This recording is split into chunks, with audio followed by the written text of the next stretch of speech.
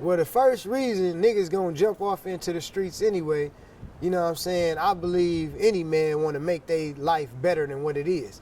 So when you from the hood, you feel like the hood gonna have your back and gonna make you a better man. So you wouldn't even be for this shit if you didn't feel like being a better man was what it was about. You know, and that's what a lot of people don't understand. You from where you from because you feel like it's gonna make you better than what you was.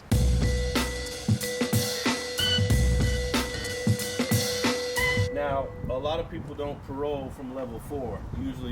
They usually bring you down and prepare you for parole. You parole straight from the level 4. Yeah. Explain how that happened. Politicking. It's just so much, and if you involved, you involved. Crazy part about it, I didn't have no write-ups for my last 2 years. From 2013 all the way up until 2016, I didn't have not one write-up. Not one.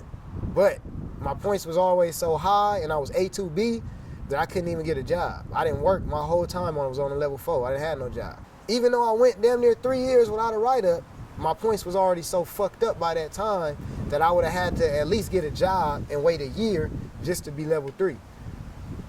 So to get to level 4, you have to have what, more than 60 points? More than 60 points. More than 60. So mine was at 58 even after the fights with the 2 niggas that was telling.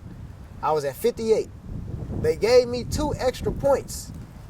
Just basically overriding me. 2 extra points and sent me to level 4. After when I got to level 4, that's all I wanted. You know what I'm saying? Was I want to be on level 4. Like that's how I felt. Like I was on parole from the shoot.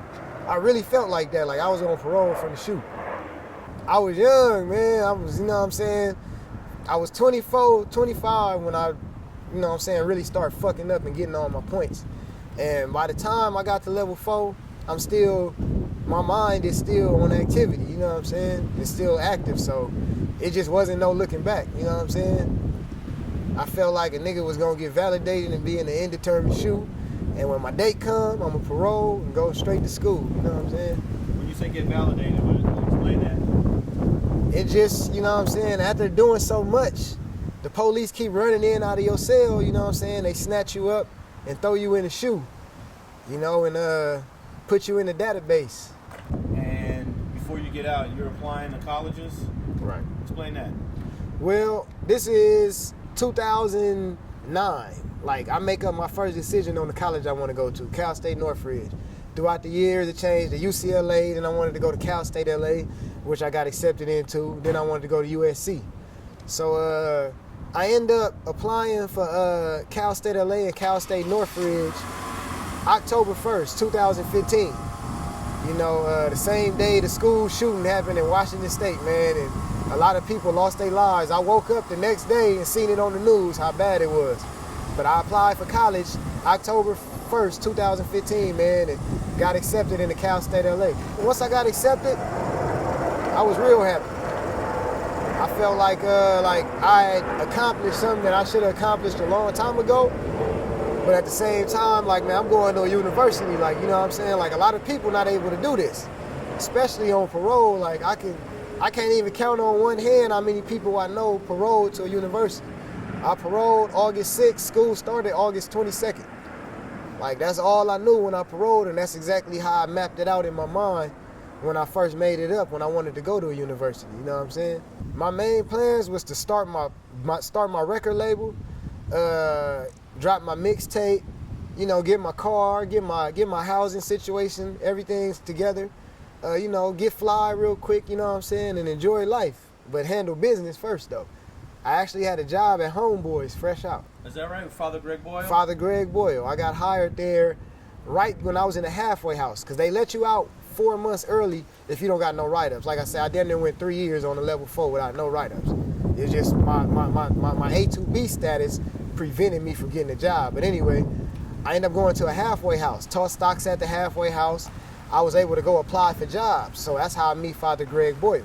I was able to apply for a job and meet him. And once I met Father G, you know, he hired me immediately because I had them degrees. He seen I had 3 degrees immediately, like, oh, well, damn. He was like, we're going to put you on the fast track, you know what I'm saying? I like what you done with your time. You know, I told him I did 10. I got 3 degrees while I was down, man. I'm on my way to Cal State LA, man. I need a job. He hired me immediately. So I worked there all the way from August 10th 2016 to like March 2017. And why did you stay longer? I lost my job, man, because there was a lot of hating going on. There was a lot of backbiting. There was a lot of gossip. Father G didn't know nothing about this, but there was a lot of dirty macking going on between how good I was doing, because I had a new Cadillac XTS and I had a condo in Carlton Square. You know what I'm saying? And I'm the type of dude, I like to talk about what I got because I accomplished a lot for myself just being out of prison. You know what I'm saying? It's people that never been to jail that still ain't accumulated what I done got. So I feel good about what I got. You know what I'm saying? And I guess that rubbed people the wrong way. So based on that rubbing people the wrong way, they felt like you doing too good and you could go find a job somewhere else. You got 3 degrees, go look for a job somewhere else. That's flat out what it was, straight up. But that's what got me the job. So I felt like if this is what got me the job, why would you let me go for the same reason you hired me for? So you didn't get a chance to talk to Father G about this? You know what? I really didn't. I didn't trip on it. Like once they decided to let me go, I didn't want the job no more. Like, you know what I'm saying? Like I'm kind of like that. Like I press a hard line. So I'm like, man, not to say I even would have got the job. Like he probably wouldn't have hired me, but I did talk to him after that. You know what I'm saying? Just on like some touching bases with him because that's a great man. You know, but I didn't even pursue the job again. So now I ain't got no job, man. I'm literally like floating through society with a Cadillac and a condo and no job. So it was life was getting hard, you know what I'm saying? I already had my mixtape floating in the streets. I performed a few shows, you know what I'm saying, doing cool, but I didn't have no job, you know what I'm saying? So what made you decide to get into music when you were pursuing all this education? There's so many other avenues you can go down, and here's another brother wanting to do a mixtape. Right.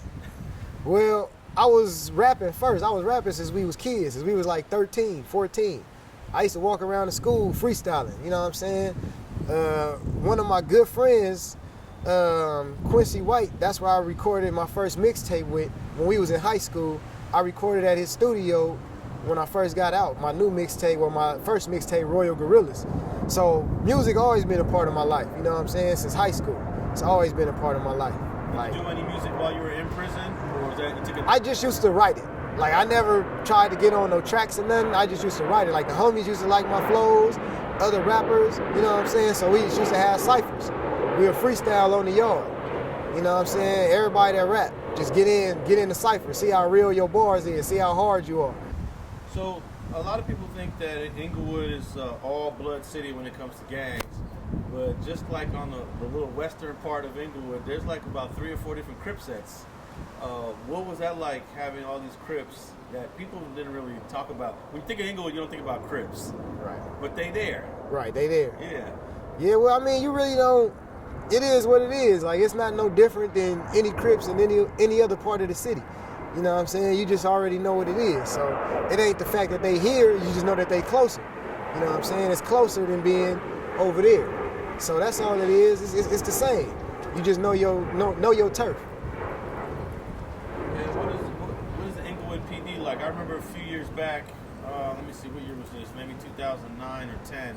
There was a lot of shootings by the Inglewood PD. I guess you was in prison at the time. I was hearing about it. There was a lot of shootings. They was killing a lot of people. The IPD was killing a lot of people. Yeah, I think 08, 09. 08, 09, exactly. And I was like, wow. They shot 100 rounds into the car. I think it was on Chris on Manchester at the gas station, wasn't it? I had never been familiar with how many shootings that IPD had been involved in.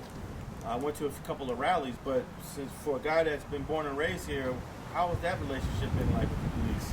Well, I haven't really had any trouble with the police, you know what I'm saying, since I've been out.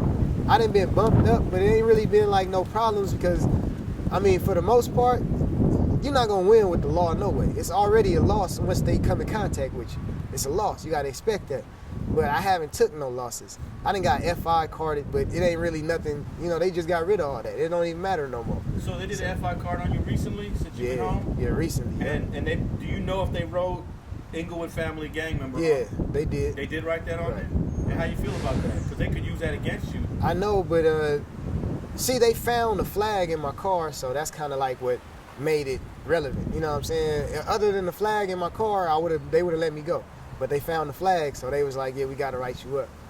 But I mean, it ain't nothing because they got rid of the gang injunctions. Basically, even the federal government is saying that shit is pointless. Yeah. Like, y'all not going, like, that's not the solution to the problem, is putting injunctions and indictments. I said it was pointless in 1999. It's pointless. You know? So, you know what I'm saying? That shit over with anyway. What's on the horizon for you right now? What's your short term? Right now, graduating school, you know, graduating college, dropping this new mixtape activity in the near future. Getting my, you know, really signing a record deal, man. That's what I want to do with my life is music. So I'm really trying to focus and get this money, man, and promote this lifestyle the right way, you know. But what about these degrees you have? You don't feel like you want to push the degree? For sure, yeah. That's what it's about. Because I'm getting my bachelor's in business marketing. So that's a large part of music is marketing yourself. Not only that, I'm also getting my real estate license, you know, which is I'm about to start doing right now. How did Inglewood change the most in the 10 years you were gone? Well, now we got the potential to have $1 billion floating through the city. When they building this new stadium, it's gonna open up a lot of doors for business opportunities from the residents, you know what I'm saying? So it's giving us a lot of potential to create wealth in our community. So I think that the amount of job creation changed, because it wasn't like this when I left. It wasn't as many shops, it wasn't as many options that you could work.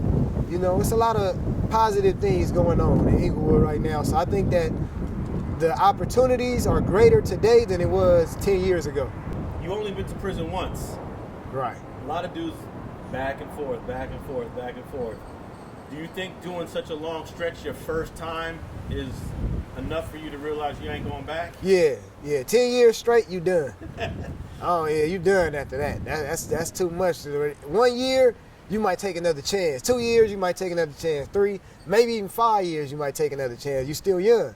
But 10 years, all your youth is gone. So that little bit of youth and energy you got to put it to the right shit.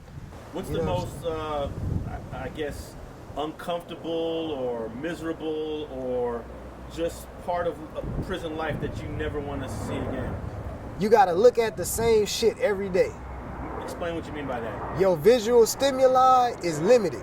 You got to see the same shit. I can go to Hollywood right now. I can go to Malibu. I can go to motherfucking Minnesota if I wanted to. You got to look at the same shit every day in prison. That's the most annoying thing in life. You got to see the same bullshit every day. It make you violent. It make you irritable. It make you mad because you looking at the same shit. You know what I'm saying? It makes you upset.